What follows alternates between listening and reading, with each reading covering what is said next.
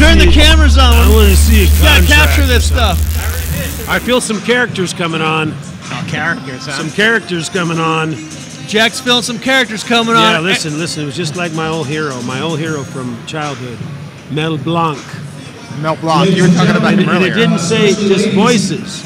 It said voice characterizations because Mel Blanc was an actor. He really was an actor. But he had all these characters, so they came alive in his cartoons. This you said he's your idol? One of my fucking heroes from childhood. When my dad says, hey, one guy's doing all those voices, I go, nuh-uh, Dad. And he goes, yeah, you watch at the end of the cartoon, it says voice characterizations, Mel Blanc. And I did, and I'm like, what? That one man can't do all those? Yes, one man can. Nowadays, it's like an entire production. Oh, I know. Like you fucking watch Adult Swim, one of my favorite fucking deals, and it's like, I don't care whether it's fucking Squidbillies or fucking Rick and Morty or whoever the fuck you look at afterwards, and it's like, there's 10 or 15 fucking, it's like one person just does one? Some bullshit. Let me on that motherfucker. I'll do 10 or 15. You need to be that person. And I can get paid for yeah, hey, exactly. You can get rid of all. It only works if you get paid per character. Exactly. So yeah. Yeah. I mean, at least some. I mean, yeah. Fuck yeah, man. Joe's got a good radio voice too. Do I? I don't think I have. Well, I definitely got a face for radio, so I mean, it's definitely that. Yes, sir. Yes, I'm going to introduce everybody real quick. I think I have one of those too. So right now we got motherfucking Jack Rudy, Joe Capobianco, Jim Sylvia. Jack owns Good Time Charlie's in Anaheim. Joe's Hope Gallery in New Haven, Connecticut. And Jim Sylvia's over Black Anchor and in Los Angeles. Thanks for joining us, guys. We're here at the Golden State Tattoo Convention in Pasadena, California. Yeah, the place I swore I'd never fucking come back to. Thank you very much. Thank you, Nico. Joe said, I will never come to a California. I, for one, am glad you're back, Joe. Well, I did say, and I'm going to put this out there, that I said I would never work another convention in Southern California. And technically, I am not fucking working. So yeah, I'm sticking to my fucking guns. I'm out here because of friendship. I'm actually not working either. I'm working in security and doing floor walking. Some of you might remember what that is. What's working insecure? Wait, like you're insecure working in security? Oh, no, I'm never insecure. Okay. But I'm working in security because you already got motherfuckers working security. Exactly, so you're insecure. You got plenty of motherfuckers doing that. I'm working in security.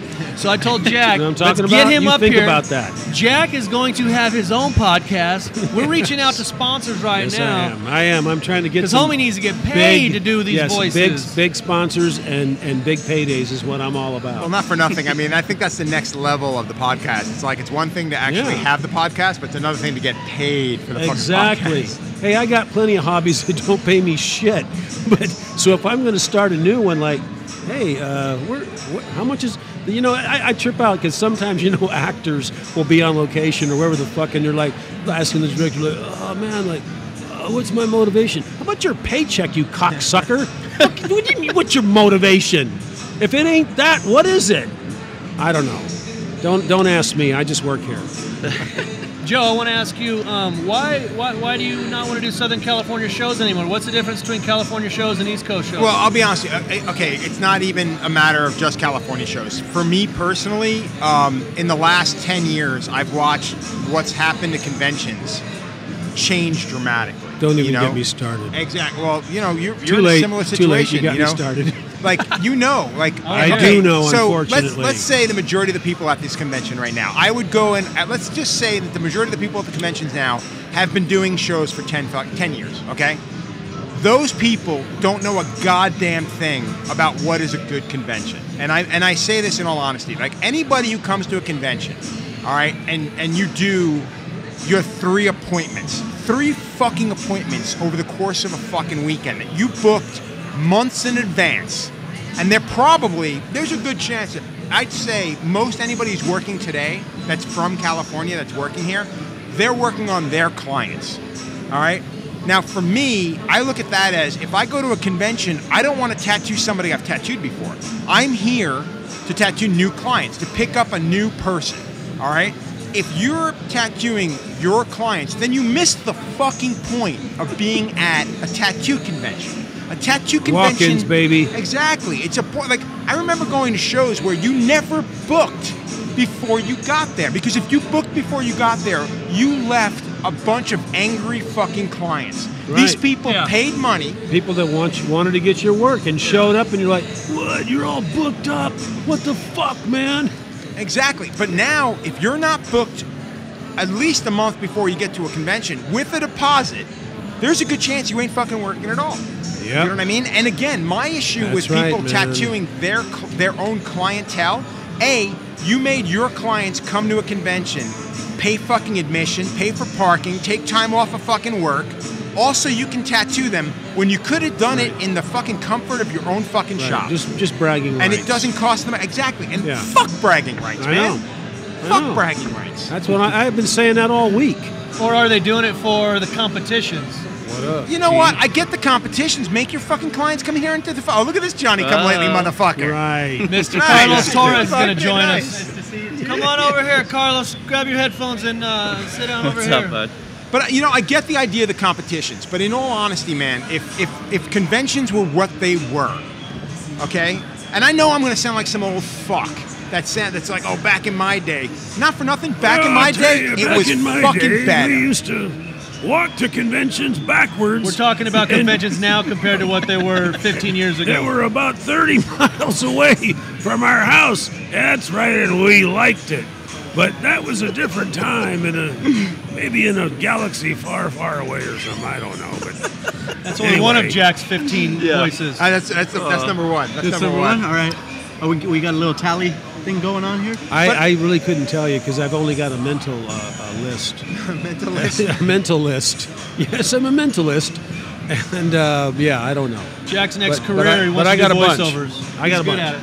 That's right, I'm going to do it. So for me, it's not just, when I say California, this, like, honestly, like this show and the Queen Mary show, the last Queen Mary show. Can you give me a couple examples of, like, like when it was this show, this year, this city? Like, what were some of your favorite honestly, memories? the first 2 years, I started doing London convention in the second year they started London.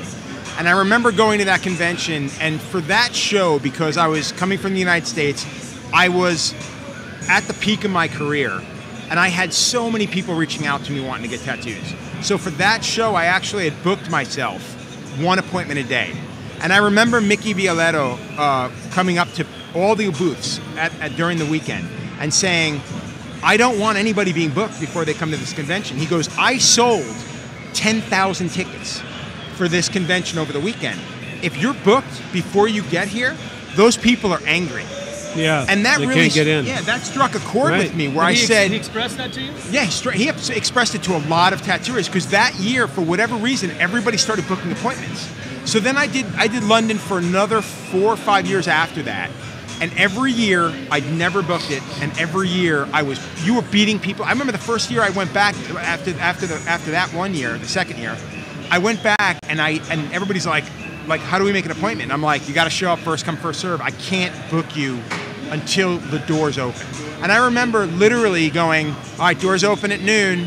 I'm going to give it 15 minutes, and then I'm going to start taking appointments. And fucking people were literally lined up in front of my booth. And with like that, I was booked. I heard they were lined up outside around the corner where the tool shop is. That big tool fucking shop that sells all kinds of. Anyway, long way away from the entrance. Like in London. Yeah, well, I'm trying to picture it. It's a couple blocks away from the actual convention. No, but you're right, man. I love to see that long ass line out there.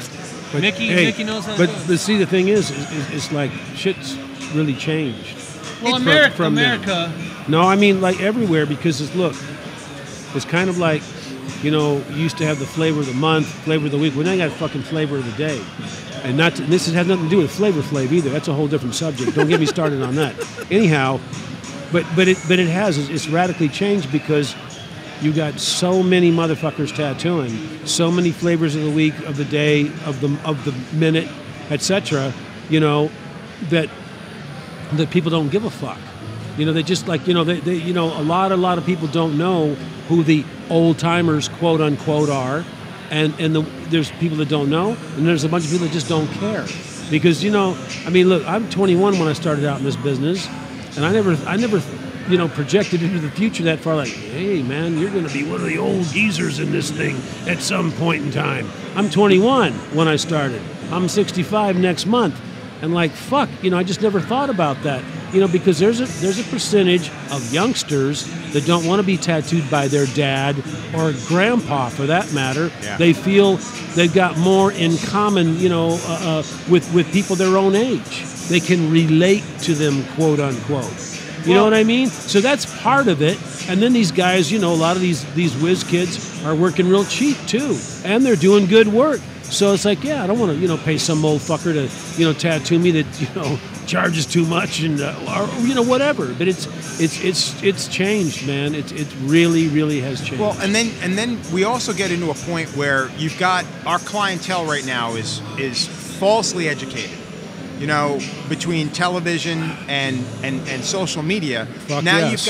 you've got people that literally think that they've got an education in tattoos because they got one or two tattoos, or they hang around with somebody who's been tattooed. They watch fucking or they Ink watch Master. Stinkmaster over and over and over So- ad nauseum, or whatever. So you have that, and then you add the fact that there are so many of these conventions popping up and then that are around that it gets to a point where I'll literally be like, hey guys, I'm going to be in, you know, I'm going to be in Ohio for Hell City, you know, in fucking April, which I'm not, by the way, just saying. But I'm going to be in Ohio. And then you'll get some fucking douchebag be like, hey man, come to fucking New Orleans. And then you get 3 more people like, oh dude, you should come to fucking here. You should come to, I'm like, fuck you, dude. Like I'm already 3 hours from you. Yeah. So now I got to go to you even closer. Back in the day, again. One guy says, hey, you should come to New Orleans because I want you to. Exactly. Well, Isn't that good enough reason? You remember bro? going to fucking Tattoo Tour back in the day? Sure. Tattoo Tour, like, okay, so Tattoo Tour was held once a year. Okay, they did it in Miami, they did it in San Francisco. It was one of the like I think the One of very the first premier convention I shows went to, that, and I you know, met you at Tattoo Tour Chicago. I took your seminar. Wow. My first year tattooing. Goddamn. Learned how to fucking sharpen a fucking single needle. That's right. And That was the good old days, I'll tell you what there. But it was one of those shows that attracted people from all over the fucking world. Now you've got promoters putting on shows, and they're trying to attract people from this part of California. No, I don't want to see people from this part of California. I want to see people from all over the fucking globe. And if you can't do that, then you've not put on a good show. London, Paris, a lot of the European shows, which by the way are starting to get watered down as well, but those shows attract people from all over the fucking world. And to me, that's what a fucking convention is supposed to be. Putting on a fucking show and attracting a bunch of people from the local fucking towns is not a fucking convention. It's like a fucking circus. And not for nothing, while we... And there's no more elephants either. They exactly. They Well, you know, outlawed them. I almost, yeah. Well, I'm just saying though, you know.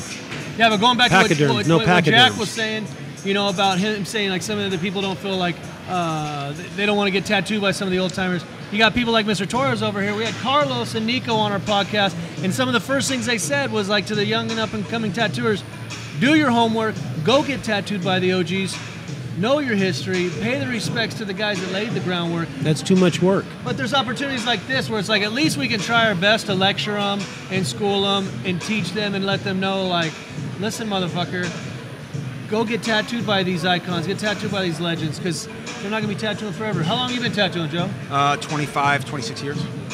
So. Yeah, so... You know what the funny thing about this is? I think, and it's going to be interesting to see what happens, and I don't think Carlos and Nico and that generation of tattooers is going to be affected by it, but if I look back on my career, the first 18 years of my career were fucking amazing. Okay? Absolutely fucking amazing. I could do... And this isn't, I don't mean that in the sense of the work I was creating or whatever. I just meant from the standpoint of the money I was making, the travels I was doing, the clientele I was tattooing. Everything was fucking amazing. Like, I could go anywhere in the fucking world and stay as busy as I fucking wanted to be. All right? And then I watched it kind of slowly taper off for another 4 or 5 years. Okay? And now the last 3 or 4 years, like, I go to conventions and I walk around and I take fucking photos with people. I shake fucking hands. I hear a bunch of Kiss fucking babies. people Yeah, exactly. Tell me how fucking amazing I am, and how when they first started tattooing, they had all my books and all, and that's great. I mean, I'm truly honored. I mean, I'm not. I don't mean to talk Accolades down to are those always people. nice. Yeah, exactly. And I don't mean to talk down to those people. But in all honesty, that doesn't mean a goddamn thing. But Right. I have 18 fucking years that I can look back on. Now you've been tattooing for how many years, Carlos? A little over 20. A little over 20. So it's a good chance. It's a good way to say you've had at least 18 to 19 years that have been fucking solid. Yeah. Now, these generations that are coming up now, how many years do you think they're going to have? Yeah. 5, 6 years? Yeah. Like, yeah, we talked a little about If they're this lucky. last night. exactly. Yeah, it is a trip, man. It really is a trip how shit has changed. Like I remember I was at a show in Arizona, and what the fuck was I talking about? Oh yeah, and I didn't have any appointments or anything, which was cool though. But like, hey man, my homies are going to be there, Tony Edwards and Brian Everett and Sage and Tony Olivas. I'm like, fuck yeah, I'm going, man. I just fucking rent a cheap car, packed my shit, and fucking jammed over there. So I get there, Thursday night. So I'm setting up Friday, and in anticipation of working. And I did work. I got some walk-ups. I worked every day. But anyway, so I'm getting set up in anticipation of working on Friday. So I do that, and so while I'm patiently waiting for somebody to get something cool, I start walking around my general area. And this might have been 10 years ago. And there's a whole lot of buzzing going on. So I'm just kind of checking it out in my general area, right? And so I'm like, seeing a lot of cool fine line black and gray stuff being put on my wall. Like, I don't know this guy. I don't know that guy. I don't know this person. I don't know. And like, wow. And they're all doing cool shit. And I'm sure they're all working for a fraction of what I charge. That I'm pretty sure of. And then it just like fucking hit me. It's like, wow, what the fuck? I've been lapped. I didn't even know I was even in a race. I passed the torch, and yet I never fucking stopped tattooing. I never stopped going to conventions. But it's like, what the fuck? Where'd the fuck all these fucking people come from? And again, it was like, wow, man, it's just the evolution or de-evolution as you want to look at it of what's happened, because it's like, it's part of that glut, man, part of that, that saturation factor where it's like, nobody's asking anything. It's just like, it just goes on and on and on and on. Without a warning. Yeah, and so that's when it hit me. It's like, wow, because I always thought of like passing the torch. That's when all right, son, I've been in this hardware business for 50 years, and I'm passing the hardware store on to you. Don't fuck it up. That's what I'm thinking passing the torch is. Yeah, when you retire. But I wasn't retired. Yeah, I never stopped doing shows, and I still got laughed. We touched on this during the Black Anchor Academy thing. Like, we talked about it. Like, who do you blame? How do you not blame us? Like, we were the ones that brought in a lot of these young kids. We were the ones, and I'm not saying I was. I've never had an apprentice. You said yourself you've never had one. You had one apprentice. One in 44 But now you've years. You've got so many guys that I know. are bringing in apprentices, like, apprenticing people. apprentices. And the thing that kills you is like, thanks, Trump. Oh no, that's never different story. never mind. like, I ain't hating on anybody, man. Like, there's a lot of amazing talent out there, and yes, there is, and it's incredible. It truly is incredible. I'm not hating on the tattooers as much as I'm hating on the individuals who take advantage of a situation. When you've got, let's say 5 conventions, on average, 4 conventions a month. No, there's 4 or 5 every week. Exactly, and there's at least 200 in the United States a year. That's insane. And there comes a point. 52 weeks a year. And there's 200 fucking shows, and the only weekend where there would not be a tattoo show is if it's on Christmas, if Christmas is on a weekend. And then there'd still be something like, fuck, I wish Christmas wasn't this weekend so I could put on a fucking tattoo show. Because listen, there's more fucking tattoo so-called conventions. They're not even conventions. I don't know why they ever fucking called them that. This is not like a plumber's convention or a doctor's convention or a donut maker or a tow truck. These have always been about entertainment and us making money. A real convention, a trade show, is where you go. Trade show, business to business. Yeah, the business goes. Nobody would even else want to be there unless they wanted to start driving a tow truck or whatever. So we've always mixed business with pleasure and always got away with it. But they're shows. They're not conventions. Yeah. We've always misnamed that from the gate, but anyway, it kind of stuck. But just think about it. There's more tattoo fucking conventions than there is probably all other conventions put together You know, and look at how many there are. I mean, like, I don't care what kind of convention it is, whether it's a hooker convention or, again, a fucking donut maker. I mean, how many of them are there? There's going to be one a year. But here in Southern California, this one did fill a void, you know, because even though Southern California, there's so much to do, no one can have success for any kind of shows. I don't care if you're Evel Knievel jumping over a bunch of cars or anything. Like, no one gives a fuck anymore, so it's hard to get people to anything in California just because there's too much to do. See, I don't know about that, man. I don't agree with that necessarily because I remember going to San Francisco's tattoo tour back in, I don't even remember. Yeah, it was early 90s, it was mid-90s. And that San Francisco convention was, it blew my fucking mind, dude. I mean, you had like... There was still magic. Yeah, I mean, dude, you had so many, like, of the old school, like, black and gray. You had, like... Marcus Pacheco, Aaron Kane, fucking, you know, that was the year I met Tintin. I met fucking Bugs. I mean, there was just so many amazing fucking tattooers, and it was the first fucking time that I had seen all of these fucking. Well, it's actually second. It's the first time was Chicago, but in San Francisco. And then, I mean, look at the old Ink and Iron shows. You know what I mean? Like the original, like when I did those first couple of shows. How about Ink Slinger's Ball? Yeah, see, you know what I mean? I never did Ink Slingers. Check. Does this thing work? Okay. Just wanted to make sure. Yeah, not for nothing. We got two motherfuckers down there that are just keeping their fucking mouths shut. Laughing. Exactly. Check yourself before you rip Didn't we yourself. just say respecting our elders and the history? No, respecting your elders doesn't mean you got to keep your fucking mouth shut.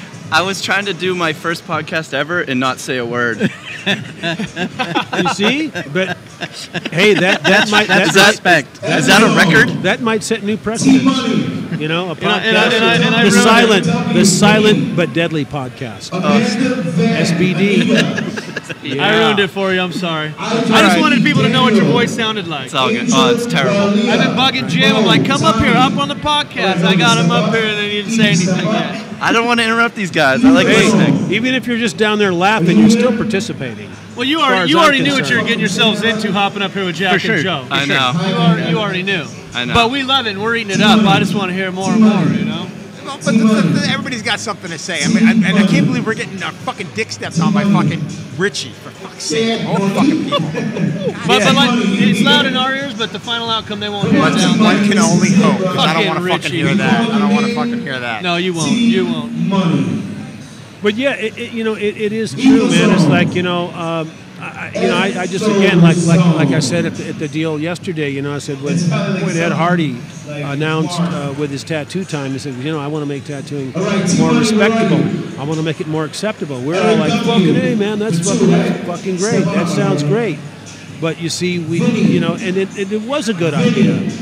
But the thing is like nobody knew the far-reaching consequences that would have.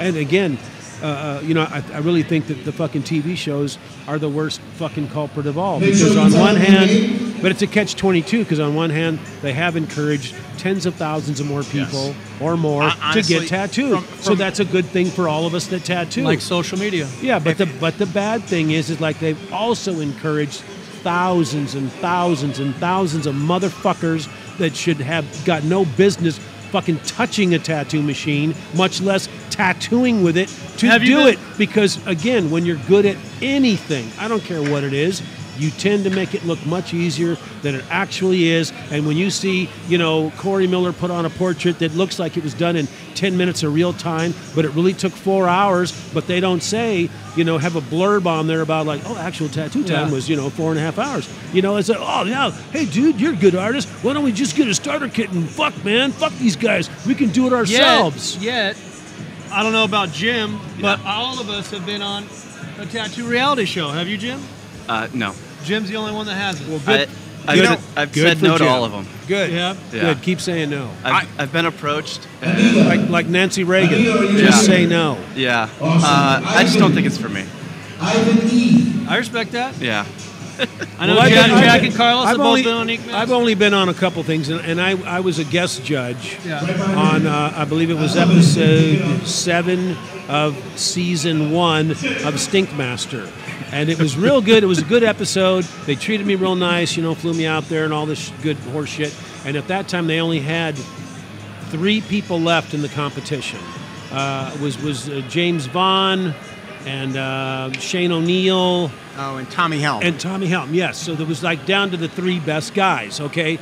And When then James did the 2 left feet? so I exactly. So I judged portrait, segment, and graffiti, and which was cool, and so it was cool. It was. And so after that taping and shit, well, I'll watch the thing from the beginning, just to see what the fuck, because like that episode was real cool that I was a part of. Let me see what the rest is like. And from the beginning, they're going, 10 of the best tattoo artists in the world competing. Yeah, and it was like this voiceover. And like, one of the guys is a fucking part-time truck driver that nobody's ever heard of before or since. It's like, how the fuck is this guy? 10 of the best tattoo artists in the world. Dude, it was like, do they still say that? And on the, I don't know, probably. They should be paying me to say that, but that's another story.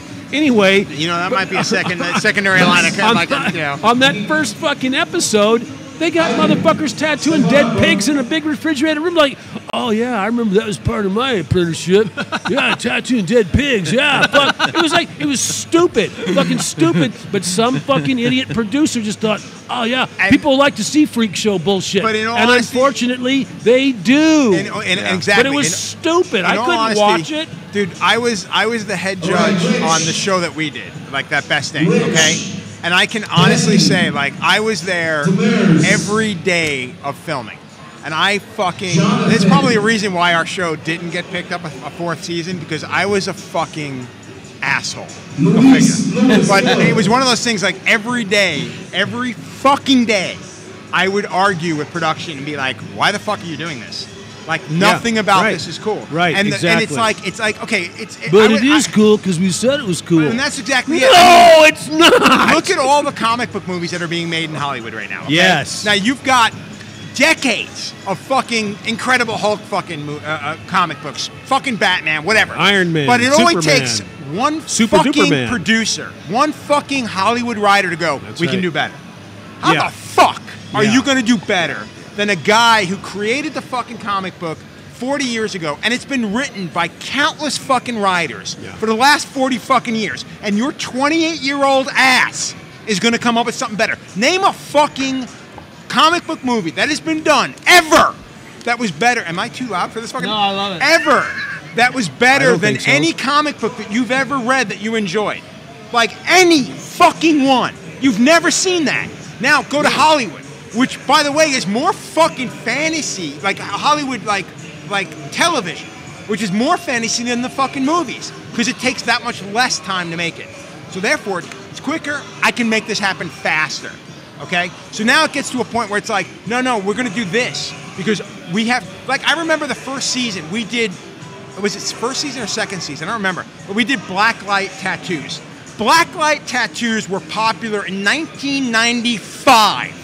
90-fucking-5. In 2000, like, what was it, 2011? We're doing a fucking episode about blacklight tattoos. Like, I'm literally looking at this fucking plot that they send me. Huh? You gave him hell? Dude, like, I literally looked at it and I go, you're fucking kidding, right? And they're like, that's popular, man. No, that's like this hot. is really cool. No. Now like, listen, dude, I got a vision for this, and you need to listen, Mr. Hey, Joe, Capobianco. I remember a quote from you, and, though.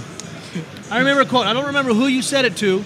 You had a conversation with somebody, and I can't remember who you said it to, but you said, I'm taking this gig because if I don't, some other jackass will. And that's exactly that's God's honest truth. So I had a conversation with some friends of mine who own a tattoo supply company in Connecticut. And I remember sitting on the loading dock talking to my friends, and they were like, so if somebody offered you a gig on Miami Ink, you would turn it down? And it wasn't, and I literally looked at him, I go, dude, nobody's offering my fat ass a gig to be on fucking television. I swear to fucking God.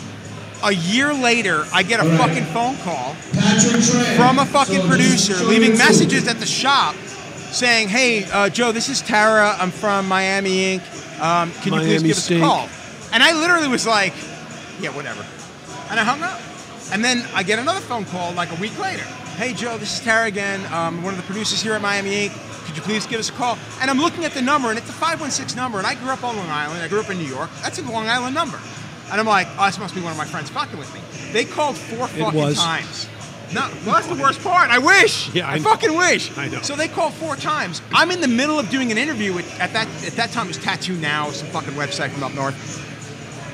I literally say, you'll never see me on TV, fuck all that bullshit, it's all crap, whatever. I get a fucking phone call that same fucking day we're filming that interview. And I pick up the thing, I'm listening to the message, it's another guy, again, 516 number, and I'm like, what the fuck, man? One of the guys I work with, fucking Long Island guys. Dude, one of the guys I works with, he's like, dude, call that fucking number. It's been a fucking month they've been trying to reach out to you, and I'm like, whatever. I call the number. It's fucking Miami Inc. No shit. Hey, dude, like, we got your number from Darren, we got your number from Chris, like, we really want you to come down here. I thought it was a fucking joke. So I went down there. I did Miami Inc. For me, it wasn't a matter of like just to be okay. At that time, I was nearly 400 pounds. Okay, and when I said the whole thing about God damn, TV, you were the heavyweight champ. Yeah, I was fucking big, dude. Like, if you want my 400-pound ass on fucking television next to Chris Garver, Darren, fucking Ami James, like, these guys are fucking good-looking dudes.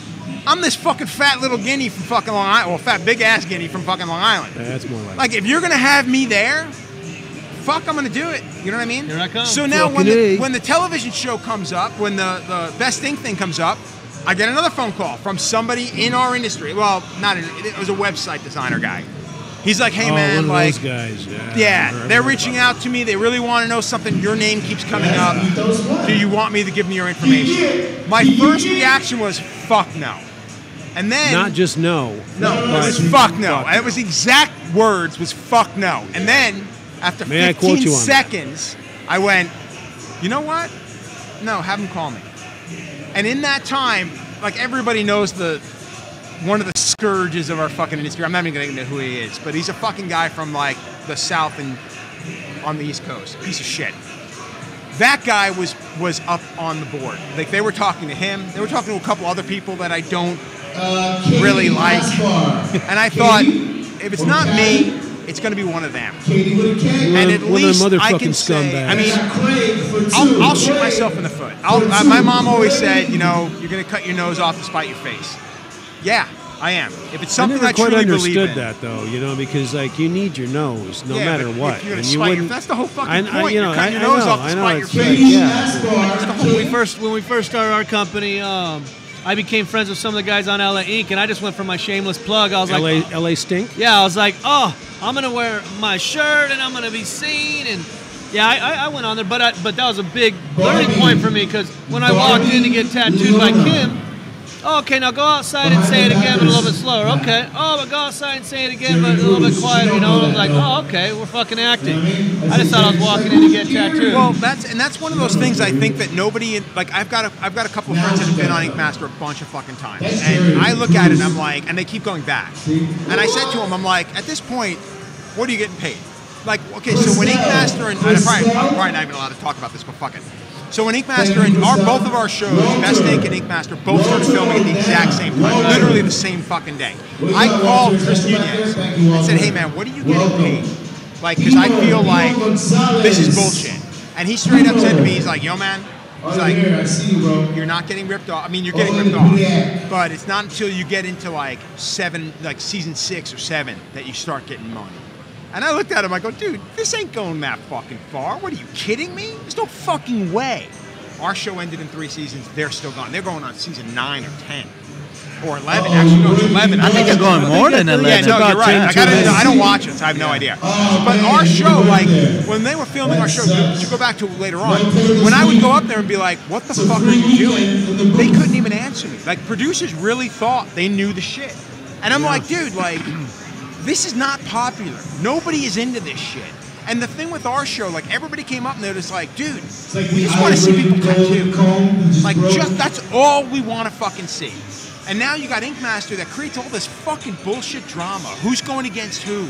Now it's teams. Who's like, talking shit about who? Yeah, and it's like, and don't get me wrong. Apparently not looking. There's plenty of that here. I mean, we have that. I'm not going to fucking, everybody knows that's why I can't watch any of that shit, because it's like, fuck, I live that stuff, man. Like, why do I want to watch that? I mean, it's like, you know, I was telling not so big Gus recently, I go, at least with your show, I go, not only is it like, because it's real creative shit, people come, with these fucking horrible fucking shit they need to get covered up. I go, but then somebody had the bright idea of getting actors to portray the whole.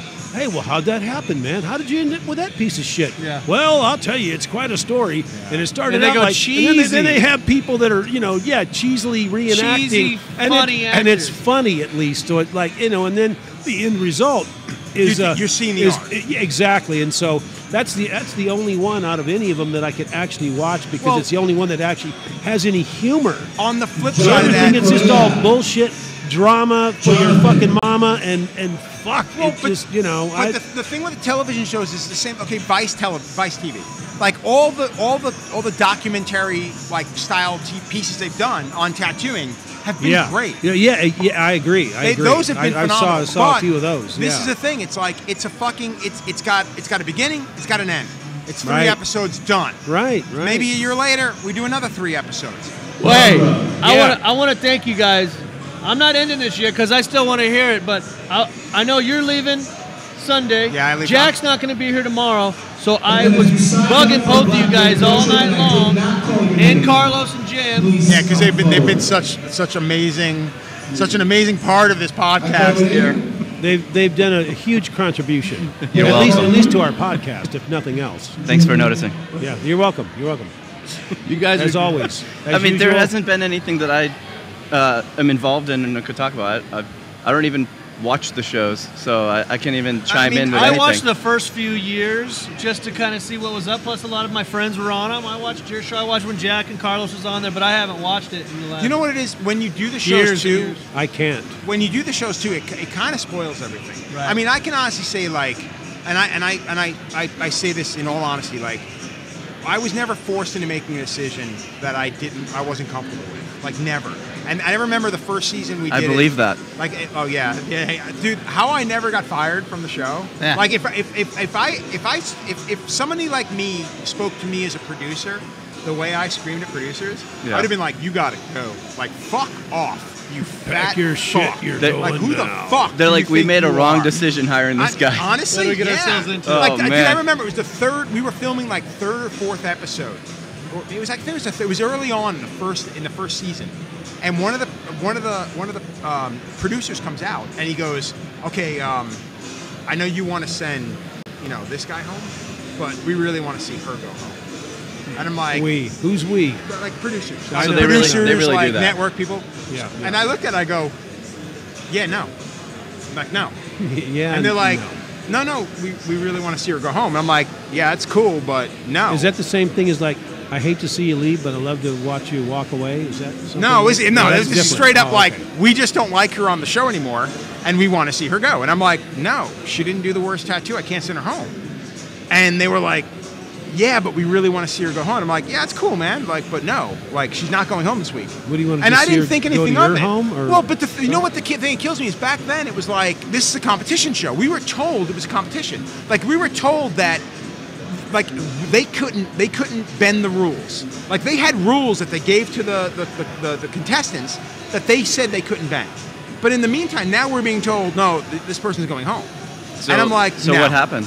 Well, what ends up happening is they send out one of the fucking network people. So somebody from fucking Oxygen comes walking out, this fucking tall blonde bitch. I can't even, I don't even know who she was. I don't remember her name. She was there almost every I fucking day, think she was though. just known as the tall blonde bitch. Well, she was to if me. I She was to recall. me. I think I met her. So she walks out and she goes, yeah, we really want to see her go home this weekend. And I'm like, yeah, that's not going to happen.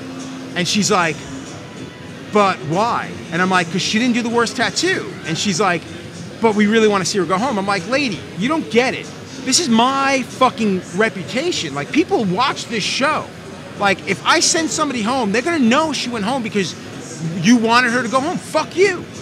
You know what I mean? And she's just like, well, if you read your contract, it states that Oxygen has the final call on all this stuff. And I'm like, well, I really don't fucking care. And I walked away. It should also state that oxygen is a part of your daily air diet.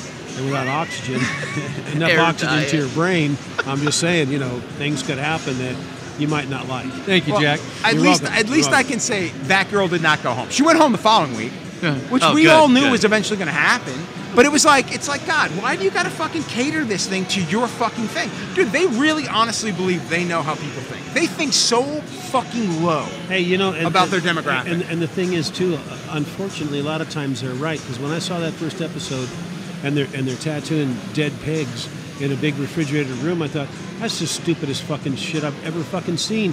But I thought, all right, retards like that kind of stuff. The general public gobbled it up, I know. right? Yeah. Well, I guess. But don't you think that... Yes, but I thought like no one can ever say that they've done that as part of their apprenticeship, that they tattooed a dead pig, and not just a pig's ear or something that I've heard that, you know, you can practice on or whatever, but like these were dead pigs, and these people were like trying to tattoo good designs on them, and it was just like, that's just so fucking stupid. But some producer thought, oh yeah, people will love this shit.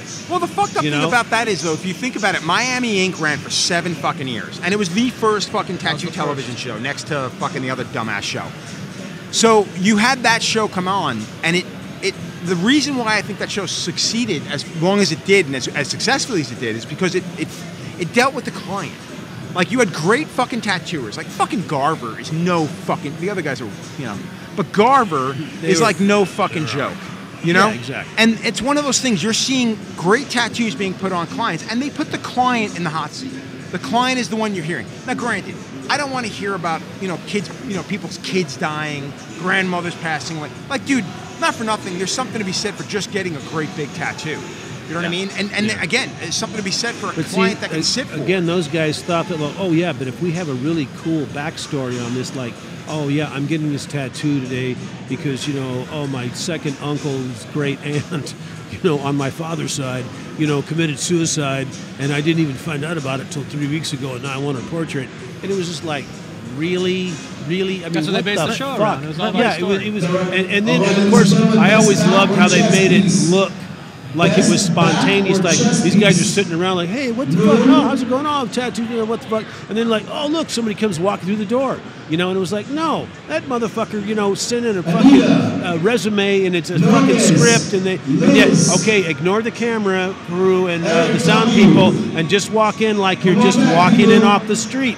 And that's another thing I didn't fucking like. I remember when they got Kat Von D on that show.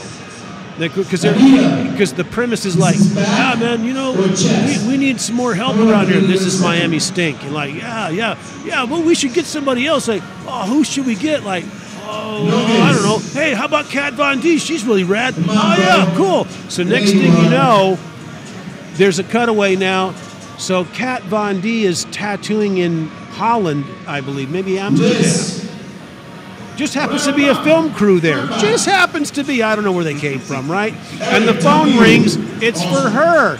Yeah, this is a Miami. We really love you. You know, we really think, you know, and it looks as if she was surprised, and she says, oh yeah, that would be rad. Sure, I'll go on Miami Steak and blah blah blah. And then, you know, so she's on there, but it was just like the whole thing was completely contrived. But the way they film it and present it, it's as if like, yeah, you know. It really happened that way when it did not. They can't pull one over on you, Jack. Yeah. No, they can't. Not even with such an amazing they've got to get up segue so like that. fucking early in the morning, and then I'm probably already still up because I don't go to sleep till everybody, you know, till the sun comes up, and I got to get back in my coffin. But that's a whole other story. Yeah, to catch on Amsterdam time, they'd have to call in the right. morning to catch that's her right. before But she went to bed. I never liked. Logistics. I just never liked the contrived bullshit of it. That's something that always bothered me. Well, again, I think it's producers who don't pay enough respect for the people that are watching these fucking shows. Yeah, but Well, I got something to say though. Like the TV show is made for the consumers, not for us, right? Because you look at what was the best. There was a remember Tattoo Wars. Yeah. Was That was- amazing. Yeah. Was fucking awesome. And the reason it didn't survive because there was no drama to the average consumer. It was boring. And it as was only fuck. for us. It was only for us. Yeah. And there's not enough of us to support a show that they make that last year but also, after year. but from a production standpoint, that show sucked ass. That was a horribly produced show. Like, they were going to conventions and fucking trying to get all the shit going down at a convention. You just tell they didn't have the money. It wasn't as Yeah. high budget. And that's It was exactly but it was it. still Yeah. cool. But if you literally took the time, put the crew together, and made a show that was based. Even if you consider it like Miami Heat, you know what I mean? Literally brought great fucking tattooers together. Okay, and not for nothing, dude. 3/4 of us are fucking character. Well, then nowadays you get these fucking kids that are just fucking weirdo shut-ins with their fucking head, don't talk while they're tattooing, like whatever. Yeah, but there are got headphones on. But they're in their own fucking exactly. But there are genuine fucking amazing tattooers with great characters. And I hate the word character, but they are good. They're good people to watch, and they're phenomenal tattooers, and they're tattooing interesting fucking people. Those are the fucking shows that people need to see. And it doesn't have to, here's the thing. Nobody wants to spend the money on one episode or fucking 5 episodes. It's got to be a fucking, if it's not fucking 9 fucking seasons, then what good is it? Yeah, but to the average people, that's going to be boring. You know, I'll tell you this, when I did the guest judge on Ink Master, dude, the people they select to get tattooed are fucking strange. Oh yeah, dude, we were sitting there watching, and like Oliver and Chris are like, "Oh my god, look at the third girl, look at the third girl," and she's standing there, and dude, the different emotions that went through her face, we were like, "Damn, what's wrong with her?" And then the 2 guys over, this guy was fucking strange. It was crazy. Well, dude, like they hand select the craziest people. Well, when we did Best Ink, half the people on that show used being on Best Ink on their fucking film resume. I've seen that. Like I was a contestant. I was a skin on Best Ink. I'm like, what the fuck is that supposed to mean? You were a slab of fucking meat sitting in a chair that got a bad tattoo. Public figure. Well, they're hoping for a spin-off. Yeah, and see, and it even used to be that, like, okay, if you won an episode of Stink Master or whatever the fucking show was, you know, that was kind of at least a temporary feather in your cap. But now I've seen banners for people, for tattooers at shows that say, like, you know, what contestant. You were it should say losing contestant, but contestant on Stink Master, you know, season whatever. Well, dude, and that's still a big deal to send. Ooh, she was a contestant on Stink Master. You know, she might have been the first one off the show, but on her you know, banner, it's like, ooh, I was a contestant. Well, it doesn't help that a lot of the a lot of these convention promoters are actually they're catering to that. Yeah. Like you go to some shows and there's an aisle. Yeah, they'll have TV Row or something like that. Because Middle America, I thought that was Bullshit Boulevard. Wasn't that what? Yeah, I think that's what originally it was. It was Bullshit Boulevard. But what kind of personality does it take to want to go get right a bad next tattoo to on Asshole those shows? Alley? You know what I mean? Yeah. Like the people that want to go on there, they just want to be on TV. On TV, yeah. Sure. Yeah. Like, I don't care how 15 bad minutes of fame. my tattoo is. I know. Yeah. I know. Hey, something I would watch if they had, you know, fucking worst ink. You know, where like people, because I've been to a few shows where I was like, oh, that's funny, and that's about time they had that. So they're having the worst fucking tattoo contest, and it's funny. You get motherfuckers arguing like, oh, that fucking piece of shit ain't nearly as bad as mine. Mine's fucked. Oh yeah, well mine's more fucked. And so you get people instead of arguing about how good their shit is, how bad it is. I thought, well, there you have it. I like a that. Complete fucking 180. I was going full circle. That's something I would watch. I think, circle. you know. Jack, I mean, you getting any new tattoos yourself? You got any plans to get a tattoo in the near future? Yes, I do. I do have plans. Hell yeah. But I'll tell you this right now: the top secrecy of my job prevents me from having any idea of what I'm talking about. So we'll just have to stay tuned for that. Damn it. I got plenty of room, Getting and nothing from 'em. I'm getting more. That I can tell you. What about That you, Joe? I can I was looking at tell your you. arms, man. You got some dope work.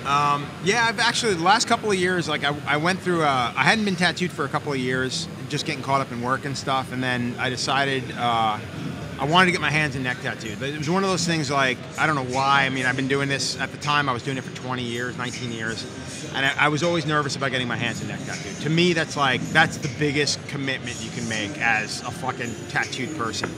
And Without going onto your face or head. yeah, well, I don't think I'll ever do that. You know, That's probably a face good and heads idea. are a bit much. I You know. know, but like I got a fellow dude side of my neck that started it, and then like 6 months later, I got the other side of my neck done. 3 months after that, I got my hand done by Nico. 6 months after that, I got my other hand done by James Tex. So, and the thing is, like, I've got a lot of stuff.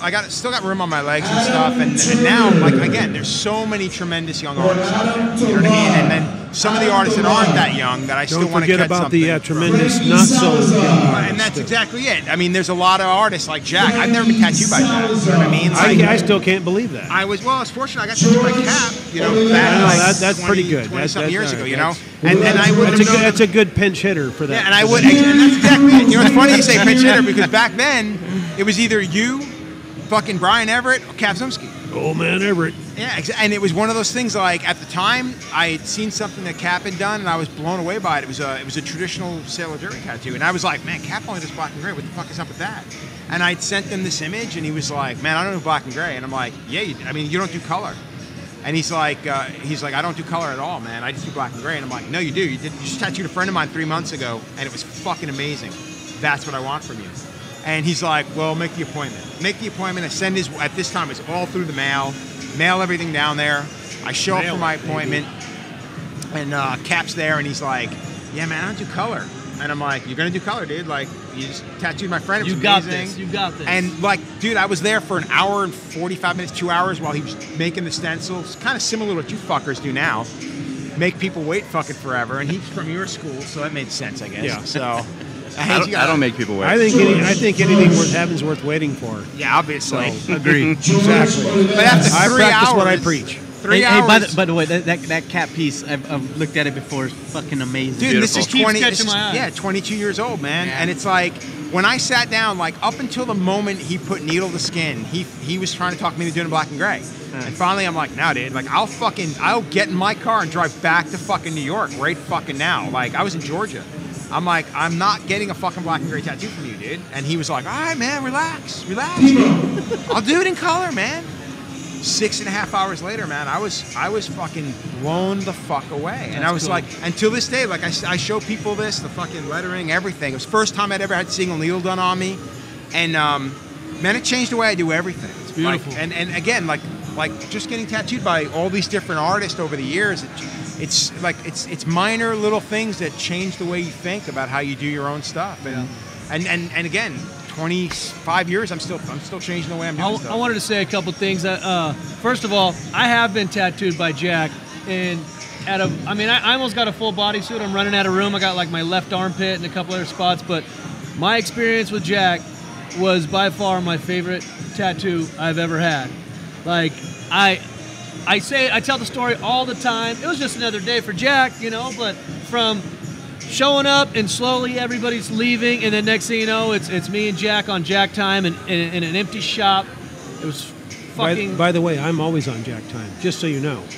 It was always Jack so time. fucking always cool. Jack time. But the other thing is, a couple tattoo legends like yourself, the thing that sucks is, like, I hear it from a lot of my tattoo friends all the time. Like, you guys have built this reputation, and people think that it's impossible to get tattooed from you. It's like, it's not, It's like, oh, you're Joe, you're Jack. I would love to get tattooed. Then get tattooed, you pussy. But that's, I don't know about you, but for me personally, like, one of the reasons I've stopped doing shows is because I come to shows and people assume that they can't get tattooed by you, so they don't even ask anymore. Yeah. So 9 times out of 10, I'm just sitting in my booth fucking angry, which isn't much, but I'm angry because I'm not being asked to tattoo.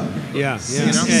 Hey, it's like in high school, the beautiful girl in high school that nobody asked out because everybody thought she's already been asked out so many times. That's true. That happens too. So no one. But see, yeah, again, that does happen. Where like you're at a show and you're thinking like, man, you've been tattooing longer than a lot of these motherfuckers have been alive, and nobody's hitting you up, and it's like, wow, that's kind of a trip, Jack's that beautiful girl. There's exactly, always a bridesmaid, never mind. But I wanted to say that real quick because, first of all, like I did love that experience, but I also just want to remind these people out there, it's just like, if you want to get tattooed by somebody, pick up the phone. They don't do that anymore. Hey, see, another Direct thing is too, message. because like you said, a lot of They're people afraid of that. assume.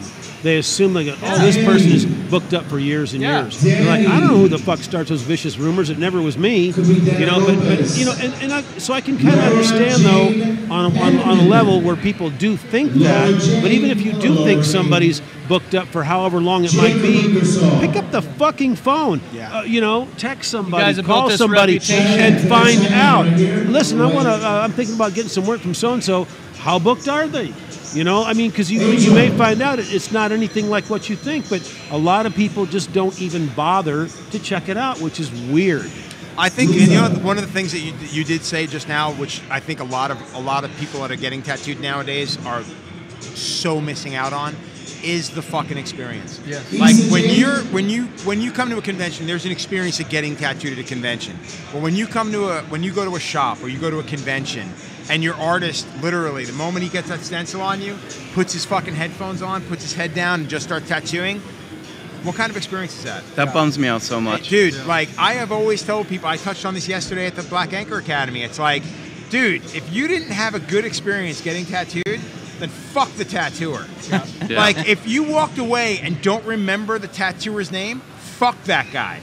How could you get a mark from somebody for the rest of your fucking days and not remember him because it was such a what the fuck ever experience? Yeah. That's insane to me. I've had a weird moment once where I went to do a guest spot at a shop, and they didn't have common speakers for the shop. Everyone put headphones on and just separately worked. Really? And it was a different country, and I was so bummed. Dude, what the fuck does the client do? Just sit there like a plank of fucking wood? To talk to people and experience the shop and make friends and hang out with people. And the second they all put headphones on, and I just looked around the room, and I'm the only one that doesn't have headphones, it bummed me out hard. Dude, I'll be honest, that happened to me at a shop in California. Yeah. Not that particular thing, and I'm not going to say who it was, but it was one of those things where... No, I'm not even going to do that. Rhymes with. Because I respected and admired the person. I respected and admired the person who owned the shop, so I'm not saying shit. But it was one of those things where I got to the shop and it was the most like alien thing. Like nobody talked to anybody. Nobody. Like I talked to my client. I had a good time talking to him. But everybody came and went their own way. End of the night, I'm like, so what's going on, guys? That was a waste. Are we doing something? And one person did hang out for about an hour. And that was it. And I was like, what the fuck? Like, the whole point of doing guest spots is if I want to make money, I'll stay fucking home. Yeah. Right. I want to meet new people. I want to hang out with new artists. I want to do stuff. You know what I mean? Even if it's just one fucking drink and a conversation. Yeah. Just one. I literally, just one. Well, just one more. Just one more. But it was just, but the thing is, like, I literally, like, went there and it was like everybody disappeared. It was like a puff of smoke. And I'm like, it was the most depressing shit in the world. And I was like, what the fuck? What kind of tattooers are you, man? Like, and at that time, again, I was at the top of my game. Everybody knew who I was. And nobody gave a shit. And I don't care about that. But it's like, dude, I'm here to hang out with you people. Like, come on, let's do something. Some experiences, Yeah. And nobody wanted anything to do with it. I've never tattooed with headphones on. I think I never would. I don't even get it. I was like, why would you? You know, you're gonna tattoo. I want to hear the machine. I want to hear what's going on. I don't need, fucking music or whatever. Where my ears are covered and and I'm blocking out the fucking world. I mean, I don't even get that. How the fuck does that even happen? I mean, because again, if a tattooer is not fucking social enough to want to like have conversation, and sometimes it's easier to just be a good listener because exactly. It's like a fucking hairdresser. People tell you all kinds of shit, and you're like, hey, wow, and that's all good because and then sometimes depending on what you're doing, how much concentration it takes, you can have a good conversation with people while you're tattooing them. Sometimes it's a little difficult, again, depending on what you're doing, but like I think that is part of the experience. Why would you want to just shut yourself off and like, don't talk to me? Not even shut yourself off. Shut that person down. Yeah, I'm shutting you out. Yeah, that's shutting you fucked. off. I'm tattooing. Don't bother me till I'm done. I mean, fuck. I don't even get any of that shit. Yeah, me and Corey Miller just had this same conversation recently, and he's like, I chose this career because I enjoy talking to people. If you don't like talking to people, maybe you should just be a painter rather than a tattooer. All my life, I get asked that all the time. Like, you got to choose painting or tattooing, which one? And it's always tattooing because of the people I've met and the experiences and that I would choose tattooing over painting. Well, hey, it's a trip though when I'm not tattooing, which is not that much these days. I'm still doing a lot of artwork all the time, but it's a trip because it is so different from tattooing, and I really love the difference because when I'm in my fart room, I mean my art room, or my fart art room. Anyways, I'm in there, I'm in there alone, and a lot of times I don't even turn on any music. It's just like me, and it's just like quiet. There's like no fucking sound at all. It's nice. Unless I start talking to myself, and that's a whole other ball game. We won't get into that on this session. Anyhow, but it's great though, because it is so different, because like I'm interacting with my tablet, with my Bristol tablet. We're having a great relationship here. But it's so cool, because I can stop and start when I want, take a break anytime I want. Like when I'm tattooing, I don't take any fucking breaks. When do we get a break, home? When I'm done. When I'm done, then you can go fucking smoke or joke or croak or, But like when I sit down, unless the guy or girl's got to fucking take a whiz. No, you're not going anywhere. And when they're smokers, they go, hey, you ever thought about quitting? Now's a good time.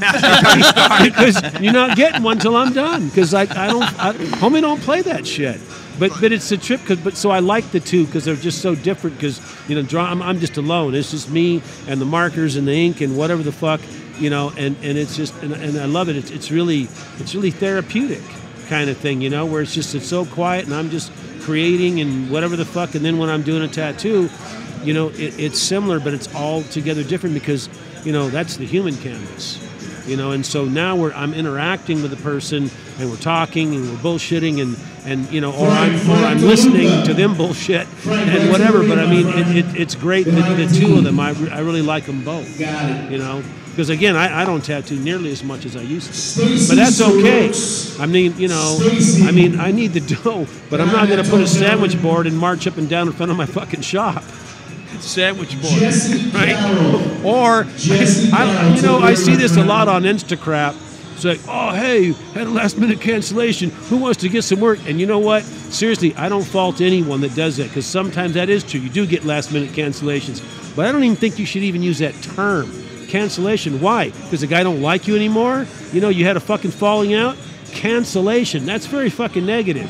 If somebody's got to, can't get worked on, you say, oh, I had to reschedule somebody. Quit saying I had a fucking last-minute cancellation. Yeah, that's actually... It's very negative. I was going to say, what word do you use instead? You say... I had to reschedule. That's right, because that means somebody, for whatever reason, can't get tattooed today. So now I've got that spot open, or for one next week, whatever it is. But rescheduling means like, yeah, they're coming back. Jack's keeping it positive. I like that. They're coming back. But a cancellation, you may negative. never see that motherfucker again. Yeah, he's got a little bit of PMA right there. Absolutely, man. Right. Absolutely. We're seeing it. Because it should. But see, people don't realize when they're putting that on there, they don't realize they're putting something actually quite negative. It's almost like a final word. Yeah, right. Because like cancel. You cancel is like, well, we don't know. Are they coming back?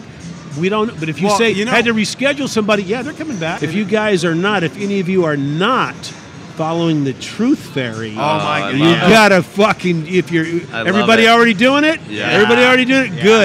Good. And he's got a lot of haters. I don't know who this guy is, but he's got a lot of haters. God bless him. And I'm tripping. I'm like, why would anybody, it should be called, the jealous, whatever. It's that's like, are you fucking kidding me? Well, see, I remember like maybe you some guys have had similar things where like, I'm seeing some of this stuff before, and I'm like, I can't tattoo like that. I'll never tattoo like that. What kind of fucking ink are they using? That fucking black must be made from fucking, non-biodegradable tar. I mean, how in the fuck are these motherfuckers tattooing like that? And then I get a thought like, okay, I can't tattoo like that. I'll never tattoo like that. Like, okay, I'll just keep trying to do the single needle black and gray shit that I'm known for. And luckily I got a few people that still want to get that stuff, and I'll just do the best I can in that area. Meanwhile, I can't reinvent that fucking wheel. That's out of my fucking wheelhouse completely. And then, but I never did think when I saw it that it's fake. I just thought, my God, what are they? And how come the skin's not even fucking? How can you saturate the fucking skin with that much fucking pigment and it's not even there's no redness to it? I'm going, well, I don't know. They're doing something I don't know about. That is like some secret agent shit, right? And then to find out, it's like, it's bullshit. The problem it's is, though, photoshopped. You're educated in tattooing. You know what to look for. You know what can be done, what it should look like. Right. The general public doesn't, and they're like, this is amazing. This person is a god. That's right. They've done right. it. They've But figured the it best out. part about that No is one else has figured it out, but this guy has. I look at that side as being a public service. Absolutely. For sure. Public service. Abso-fucking-lutely, man. Where Ink Master is educating the masses in how to be a fucking dumbass. Yes. This is now taking some of those people. Because I don't fucking get it. But like, see, before I started following this guy, which was recently, you know, I'd heard about it, and they go, oh, you got to check this out. I go, yeah, okay, I would. Then like, 2 minutes later, I forget about it, and then I was somewhere, and I go, yeah, let me fucking just see what's up with that shit right now. And anyway, and then when I did, I was like, oh, this is fucking Dude, anytime great. I go to a convention anywhere, I'm like, you ever heard of the Tattoo Truth Fair? And they're like, no, what's that? And I'm like, hold on, I'm going to send it to you right now. And dude, like everybody is blown away by it. Have you shown anyone not in the tattoo industry? I've showed friends and family, and No, they're I just haven't like, done that. Well, their mind's blown. Well, because I've had clients come into me and literally be like, yo, man, I know you don't normally do black and gray, but I want you to do something with that really sick, super fucking black. Yeah. And Total that, black, like, total that gray, neon, total white, and that neon no skin. white. And I look at the guy and I'm like, dude, like, that doesn't exist, man. That's fucking Mickey Mouse. Like, and he's like, what do you mean? And I'm like, do you really fucking think that's what a tattoo looks like? Have you seen Avatar? Do you think there's fucking 9-foot fucking blue people running through fucking jungles? Like, give me a fucking break, dude. You know something else I used to think when I used to see that before I realized it was fucking fake.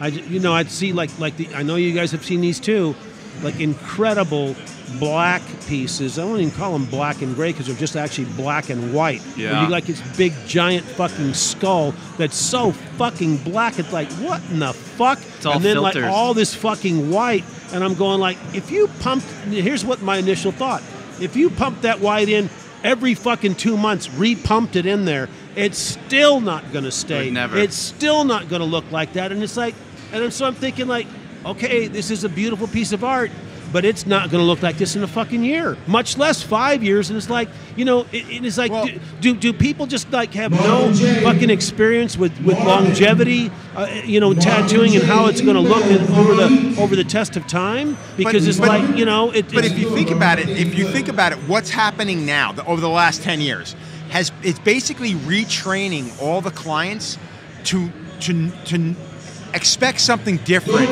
out of a tattoo than what I expect. Like, this tattoo is 22 years old. Like, a tattoo, realistically, in 20 years, shouldn't have to be touched up. You know what I mean? But now we've got a generation of tattooers that are doing work that in 5 years, 8 years, their tattoos are going to have to be redone. Oh, maybe even sooner. Well, exactly. But I'm saying on the high end. You know what I mean? Yeah. So now people are just like, well, Best case I'll just scenario. get it redone. And I'm like, you just paid $2,500 for that tattoo. And by the way, in 4 years, is your guy going to be around? Because by the way, I ain't touching that fucking thing. No. You know what I mean? So it's like they're almost retraining people into expecting something different from their tattoo than we've ever done. Like, if I do a tattoo once, I don't ever want to see that fucking tattoo again. I don't want to touch it up. If you fuck it up, that's on you. I mean, I'll touch it up, of course, obviously. But I don't want to do it.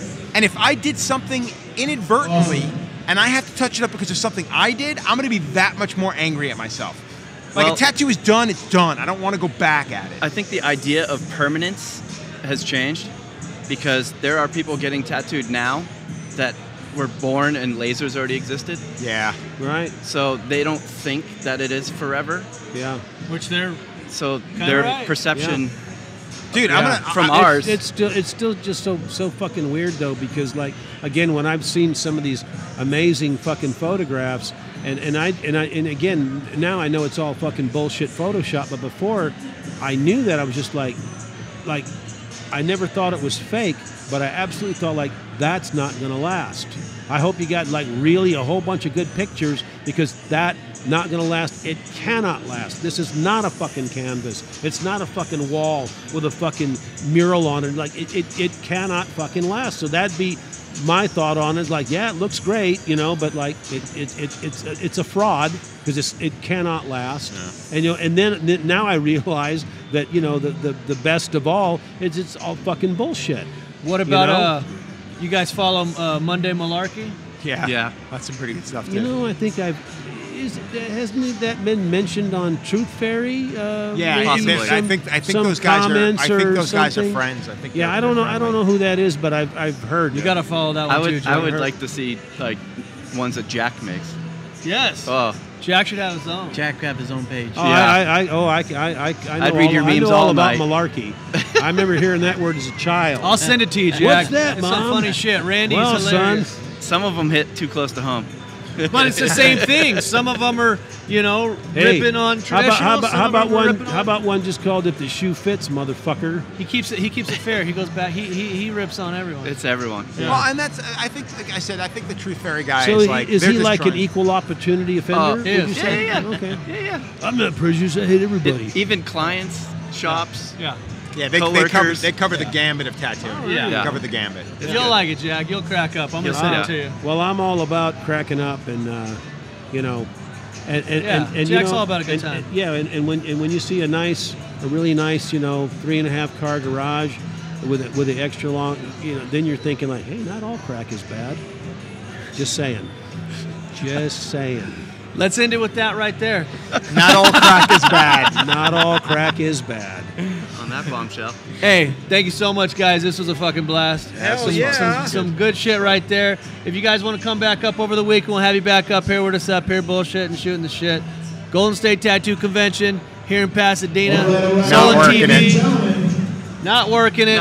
Running it. Working, not working. Come on out here in California and get tattooed. Any last words, guys? Don't try this at home, kids. 80% And no hesitation. And stay off the dope, son. Stay off the dope. I don't think I got anything after that. Best of day. Carlos, Jim, thank you so much, guys. Thank you. Thanks, guys. We're out.